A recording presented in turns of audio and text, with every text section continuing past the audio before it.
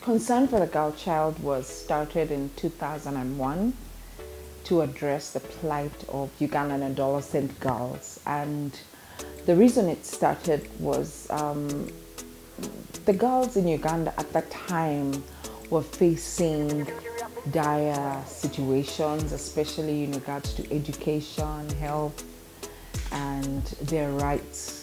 So my family and several other families came together, and we wanted to address the needs of girls. The first starting point was education, and so we started in Nakar division right here in Kalinabi Road, and we had our first 40 girls with friends, Dr. Ann Hayes and my late father, Fred Kasozi, and my mother, and several other family friends. We selected together the girls that were most vulnerable in communities, and when they were done up to senior 4, we had a party and celebrated and said, wow, that was great.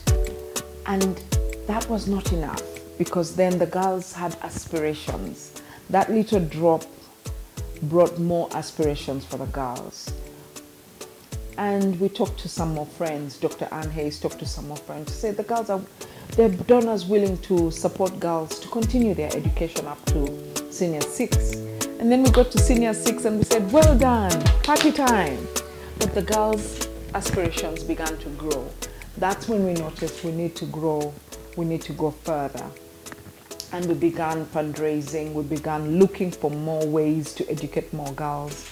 And we went into Luwero, we went into Nakaseke, and we expanded our programming from just educating the girl child to seeing what surrounds her holistically, what's her community like, what is her home like, what are her parents like, what is that environment that will help her flourish as she enjoys the benefit of her education and her dreams. And so we began to think about the community. Is there water? We began to think about the community. Do they know that early marriage is wrong? We began to talk about their peers. We began to think those, and we began looking at child protection critically, saying who is responsible for children. The majority of girls were married off very early, and so when we spoke to their mothers were still young, and we didn't see that these mothers were equipped to parent their adolescent girls. So we began to look at parenting issues, we began to look at community issues. Who can we work with? The police. Who can we work with? The religious leaders. Who can we work with? Clan leaders. We began to see that the girls' growth and development cannot exist in a bubble. It cannot exist in school alone. It takes the whole community, the whole structure where she is engaged. And that is how we've grown, and we've, over the last 20 years, been able to see at least 900 girls come through our hands. And we have had wonderful, successful stories. We've also had some girls who've dropped off and not been able to complete their education. Most of those who have dropped off have had challenges with either mental health. Some of them have had challenges with early marriage. Some of them have been married off by force. And we've tried, we've worked with the police, we've worked with the legal structures, and the clan has won. So we still experience challenges, notwithstanding the fact that we have been successful. We have had the staying power. Many organizations start and do not run the course of time that we have run. We have resisted several pressures to back off. We have stayed in there. We have held in. There have been some sacrifices that have been made by not only the founders, but also the staff who have come through our hands. They've been wonderful people who've been passionate about the work. And we've also got very good stories from girls who've come through the program. We look at and we say, wow, this has been worth it. And so we are faced right now with the challenge of establishing whether the girls we have on program will be back when schools reopen after COVID-19. We have experienced some challenges in trying to reach out to them through rapid responses. We've done some researches, found that some of them, because of our programming, were doing very well, and we were so proud of them. They're staying the course. They come here and they tell us, Auntie, I'm still interested in school. I'm still pursuing something. I'm learning this at home. One of our greatest joys is to see communities becoming resilient in the protection and empowerment of girls.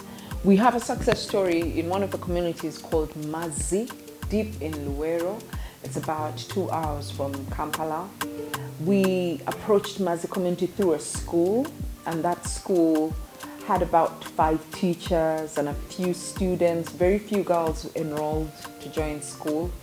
When we started with that school, we started with it through a grant, and this grant enabled us to start projects with the community, encourage people to come, literacy, economic empowerment, various projects. And before we knew it, the school expanded. Teachers increased to 22 teachers. As I speak, there may be 30 or 34, and students increased to almost 400 in that school. When we started with that school, we wanted to see as a community that is vibrant, a community that owns their development. So we went in and asked for a grant from the Danica Children's Foundation, and they enabled us to construct what we call a community resource center, which has 25 computers in it. It had a local bakery, it had some sewing machines, it had some books. And as we speak, people are vibrant in that community, set up kitchen gardens, art and crafts. So it's been a successful community. We've been able to impact at least 40,000 children in communities with all our projects in the last 20 years. We have nurses, we have a plumber, we have hairdressers, people who own salons and boutiques. We have girls who've come out and have been very successful and make us proud. Some of them share their stories on Facebook and many other social media apps, and they really make us proud. And so we're really thankful, and I would like to encourage any of you who are listening today, if you would like to connect with us, please connect with us on Concern for the Girl Child, all our social media platforms and websites. Join us to become a donor, join us to become a sponsor, and sponsor a girl to stay in school, or sponsor a girl to have sanitary pads throughout the year. And join us and come and see the work that we do. Visit our programs. You are most welcome.